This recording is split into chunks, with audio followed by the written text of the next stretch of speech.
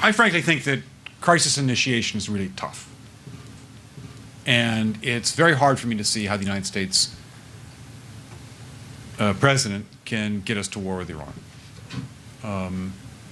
Which leads me to conclude that if, in fact, compromise is not coming, that the traditional way of America gets to war is what would be best for U.S. interests.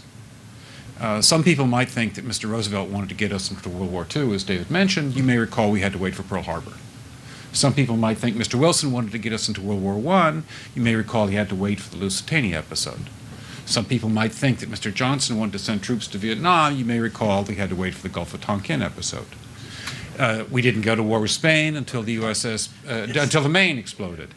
And may I point out that Mr. Lincoln did not feel he could call out the Federal Army until Fort Sumter was attacked, which is why he ordered the commander at Fort Sumter to do exactly that thing which the South Carolinians had said would cause an attack. So if, in fact, the Iranians aren't going to compromise, it would be best if somebody else started the war. One can combine other means of pressure with sanctions. I mentioned that explosion on August 17th. We could step up the pressure.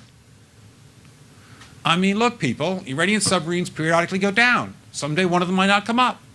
Who would know why?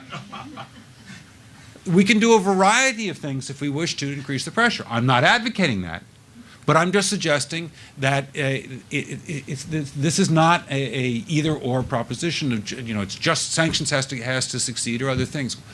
We are in the game of using covert means against the Iranians.